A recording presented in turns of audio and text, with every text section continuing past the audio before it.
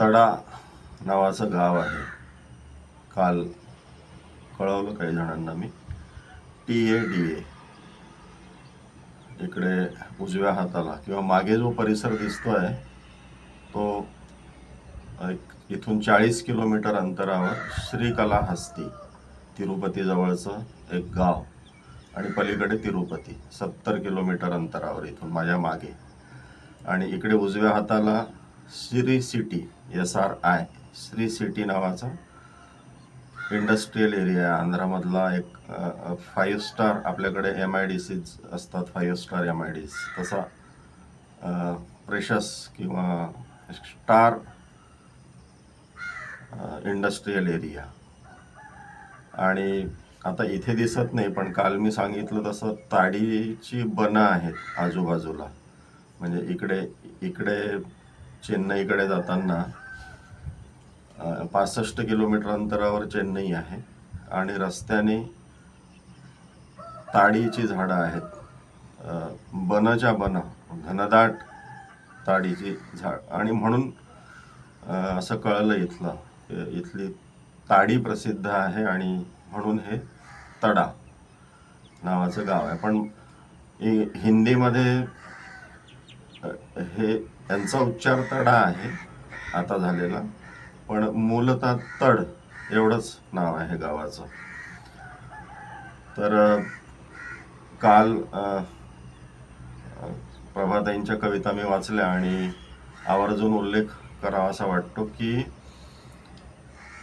ज्या अनेक मित्रांना त्या आवडल्या, हे वाचन ज्यांना आवडते त्यातला नगरवरून एक रितेश गोरे नावाच्या मित्राने मला असं म्हटलं की याला थंबनेल जर दिले, मला माहीत नव्हतं थंबनेल कशाला म्हणतात, पण थंबनेल्स द्या व्हिडिओजना. आणि कालचं जे होतं त्याला व्हिडिओ सुरू होण्याच्या आधी तुम्ही पाहिलं असेल, थोडंसं म्युझिक आणि अस्तित्ववादी कवितेचा पहिला स्त्री उद्गार प्रभा गणोरकर असं थंबनेल दिलं होतं. तर आज काही कविता आणि थोडाफार प्रस्तावनेतला, बऱ्यापैकी प्रस्तावना वाचून झाली आहे, पण जो काही आणखी आज काही भाग वाचेल. मी उघडलेलं पान आहे 120 क्रमांकाचं. और्ध्वदेहिक आणि हिवाळा या 2 कविता माझ्यासमोर आहेत.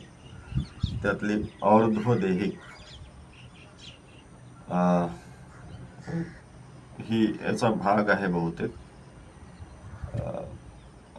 व्यक्ती वारल्यावर म्हणून व्यक्तीचं निधन झाल्यानंतरचं जे काही विधी केले जातात त्यांना बहुतेक और्ध्वदेहिक म्हणतात, असं मला जेवढं माहीत आहे त्यानुसार. तर ही कविता और्ध्वदेहिक. त्या जागेवर मग मूठभर पीठ पसरवून एक लहानसा दिवा तेवढा तेवत असू द्या.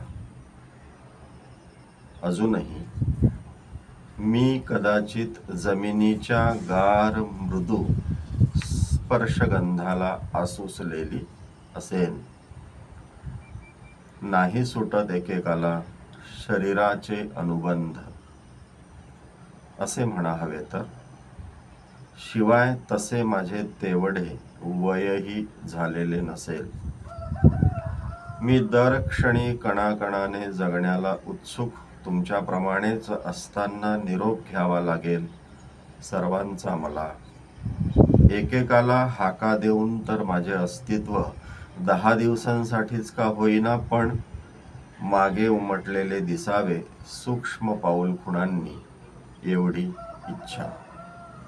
म्हणून म्हणते त्या जागेवर एक लहानसा दिवाही अनोळखी काळोखात कायमचा प्रवेश करण्यापूर्वी शेवटची प्रकाशाची सोबत म्हणून.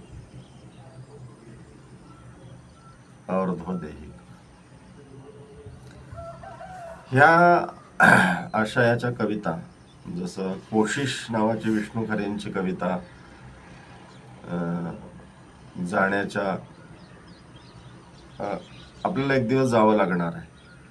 तर ते विचार मनामध्ये येतात. तर विष्णू खरेंनी कोशिश या कवितेतून असं म्हटलेलं आहे की पक्षी कसे मरतात, कारण ते दिसत नाहीत. तर मला थोडी जिज्ञासा आहे, म्हणजे त्यासाठी मी विज्ञान त्याचा अभ्यास करायला तयार आहे, किंवा मला ते जाणून घ्यायचं आहे. मला माहीत नाही माझा मृत्यू कसा होणार आहे, पण कुठेतरी मला असं वाटतं उगाच की जाण्याच्या अनेक पद्धती असतातच. तर मला आवडेल, पक्षी जसे मरतात तसं मी जर मेलो तर मला आवडेल, असं कोशिश या कवितेतून विष्णू खरेंनी म्हटलेलं आहे. पुढची कविता हिवाळा. तो घरी परतण्याची वेळ झाली तेव्हा घराचे दार उघडे ठेवून मी बाहेर गेले. दारात नेहमीप्रमाणे राहून त्याची वाट बघणे मला शक्य नव्हते. तो तसा तिच्याकडून येत असताना. आपण रडायचे नाही, मी स्वतःला बजावले. दूर एका मैदानात निमूट फुले गाळणाऱ्या बुचाच्या झाडाखाली बसून हातात गारगोट्या खेळवीत मी स्वतःला थांबवले. आपण हिवाळ्यासारखे असायचे. सारी पाने गळून झाड ओके बोके होताना पाहत भयाने थरथरत पण हताश नव्हे.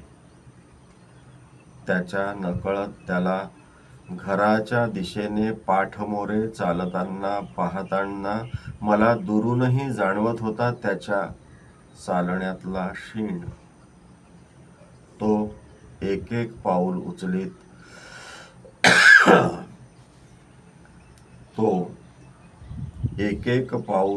उचलीत आमच्या सजवलेल्या घराकडे जात असताना मला ते घर एखाद्या मरून गेलेल्या मुलाने मागे ठेवलेल्या खेळण्यांसारखे अर्थशून्य वाटले. आणि तिथे पाऊल टाकण्याआधी वाटले आपण कोसळून पडू. एखाद्या उन्हात ठेवलेल्या फुलाप्रमाणे माझे मन जागच्या जागी काळवंडत सुकत गेले. मातीखाली कुजत पडलेल्या हाडाप्रमाणे एकाएकी मला निरुपयोगी वाटू लागले. दुरून मला आमचे घर दिसत होते. दार उघडेच ठेवून हळूहळू जवळ येणारे. त्याच्या डोळ्यांकडे न पाहता घरात जायचे. मी ठरवले. हिवाळ्यासारखे राहायचे, थंड, विषण्ण, थिजलेले. आत धुमारे घेऊन कधीतरीच्या कोवळ्या वसंत ऋतूच्या आशेवर. दारातच त्याने माझे हात हातात घेतले आणि त्याचा चेहरा डोळ्यांसमोरच आला म्हणून त्याच्याकडे पाहिले. त्याच्या डोळ्यातही हिवाळा उतरला होता.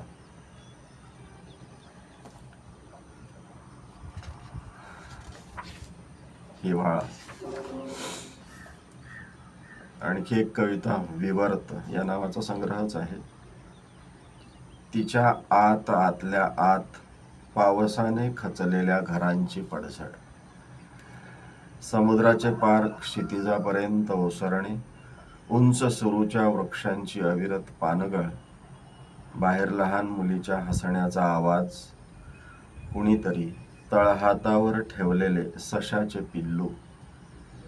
मावळावेसे वाटत नाही म्हणून क्षितिजावर घटकाभर रेंगाळत रंग उधळणारा सूर्य. आणि कधीतरी टाकलेल्या बियांना उगवलेली हिरवी जीवनेच्छा. कोणते व्यर्थ, निरर्थक, संगती शून्य, फसवे आणि कोणते खरे. आतल्या आत जळजळ जळजळ धूर कोंडलेला आणि बाहेर काळी रात्र अनंत पसरलेली. ह्या 3 कविता प्रभाताई गणोरकरांच्या. कविता मुरुमकर यांच्या आदिबंध, प्रवासाचा आदिबंध, घराचा आदिबंध या विषयी हे एक 6वा तुकडा आहे प्रस्तावनेतला. प्रभा गणोरकर यांच्या कवितेतील काही वैशिष्ट्यांचाही इथे विचार करता येईल. माणूस कितीही आधुनिक होत गेला तरी त्याची नाळ त्याच्या भवतालाच्या लोकजीवनाशी घट्ट जोडलेली असते. याच लोकजीवनातील काही लोकतत्वे त्याच्या कवितेत दिसून येतात. लोकमानसाच्या अभिव्यक्तीतूनच लोकसंस्कृती, लोकधर्म, लोकसाहित्याची जडणघडण झालेली असते आणि या जडणघडणीत लोकतत्वांचा महत्त्वाचा वाटा असतो. लोकसंस्कृतीच्या अविभाज्य घटकांना लोकतत्वे म्हणतात. परंपरा, रूढी, प्रथा, लोकविश्वास, विधी, शुभ अशुभाच्या कल्पना इत्यादीतून लोकतत्वांचा प्रत्यय येतो. असे विचार, अशी तत्वे, अशा भावना, अशा धारणा की ज्या लोकसंस्कृतीच्या जडणघडणीत सहाय्यभूत झाल्या त्यांना लोकतत्वे म्हणतात. लोकसंस्कृतीत लोकतत्वे दिसून येतात. या लोकतत्वांनाही परंपरा असते. एका पिढीपासून दुसऱ्या पिढीपर्यंत लोकतत्वे प्रचलित होत लोकजीवनात कार्यरत राहतात. लोकतत्वांची निर्मिती लोकमानसातून झालेली असते आणि त्यांचा स्वीकारही लोकमानसच करीत असते आणि लोकजीवनात ही तत्वे कसोशीने पाळली जातात. अशी काही लोकतत्वे प्रभा गणोरकर यांच्या कवितेत आढळून येतात. व्यतीत काव्यसंग्रहातील काजळ तीज अर्ध्वदेहिक, जी मी आत्ता वाचली, जाण्याआधी या कवितेत लोकतत्वीय धारणा दिसून येतात. काजळ तीज हे व्रत आहे. विवर्त काव्यसंग्रहातील काजळ तीज या कवितेत लोकतत्व दिसून येते. काजळ तीज हा व्रताचा सण. स्त्रियांच्या भावविश्वात या व्रताला अनन्यसाधारण महत्त्व आहे. लोकमानसातील या व्रतवैकल्याला कवयित्रीने कवितेच्या आशयात खुबीने गुंफले आहे की लोकतत्वीय धारणा असलेली अशा खुबीने गुंफले आहे की लोकतत्वीय धारणा असलेली ही कविता अर्थपूर्ण ठरते. काजळ तीज या व्रतात परडीवर काळी माती पसरून धान्य टाकले जाते. कवितागत आईसोबत काजळ तीज करत असते. खूप दिवस आधीपासून परडीवर काळी माती पसरून आई बाजरीचे धान टाके. मुंग्यांनी खाऊ नये म्हणून वर टोपले ठेवलेले असे. रोज बाटलीभर पाणी थेंबा थेंबाने हलके शिंपीत धान किती वाढले ते पाहायचे. त्याला ऊन लागूनही द्यायचे, म्हणजे स्वप्नाने मनातल्या मनात फुलावे तसे धानाचे ते पोपटी वरतू वीतभर उंचीचे होई नी काजळ तीज येई. हा थोडा भाग होता कविता मुरुमकर यांच्या प्रस्तावनेतला किंवा भाष्यातला. आणि 3 कविता होत्या प्रभा गणोरकर यांच्या. याला थंबनेल प्रभा गणोरकर यांच्या कवितेतील लोकतत्वे अशी देता येईल. ते रितेश गोरे देईल आणि मग कदाचित हा व्हिडिओ अपलोड केला जाईल किंवा तसा आधी पण करू शकेल मी, कारण अजून मी ते शिकलो नाही. थंबनेल देणं चांगला प्रकार आहे. थोडंसं आधी सुरुवातीला एक हलकीशी ट्यून वाजवून त्या विषयाचा आगाज करून देणे. तर ह्या आता बऱ्यापैकी कविता वाचत. हे एक कमेंट प्रभाताईंचीच अशी आली की कविता लोकांपर्यंत पोहोचवण्याचा हा मार्ग मला कधीही सुचला नसता. ज्या पद्धतीने मी म्हणजे जे काही आता मी म्हणा किंवा रवी लाखेंनी पण आता काल वाचल्या काही कविता, पण त्यांना तर व्हिडिओ नाही टाकता आलं. हे सगळं कशासाठी आहे? हे या पुस्तकाचा खप वाढावा म्हणून, आणि अशाने खप वाढत नसतो. हे मी सुरुवातीलाही सांगितलं की कितीतरी दिवसानंतर काही वाचावं, काही शेअर करावं, काही वाचून ऐकवावं असं पुस्तक माझ्या हाती आलं आहे, म्हणून मी हे करतोय. हा आनंदाचा भाग आहे.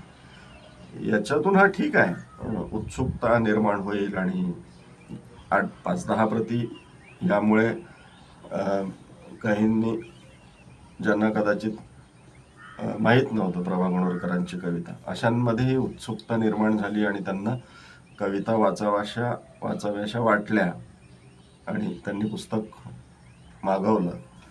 तर तेवढ्यापर्यंत ठीक आहे, पण याच्यातून काही काय त्याला व्यवसायाला काही हातभार लागत असेल असं मला वाटत नाही. हा एक आनंदाचा भाग असतो, एकमेकांशी शेअर करण्याचा हा भाग असतो. तर ह्या होत्या प्रभा गणोरकर समग्र कविता, संपादन कविता मुरुमकर या पुस्तकातल्या काही कविता.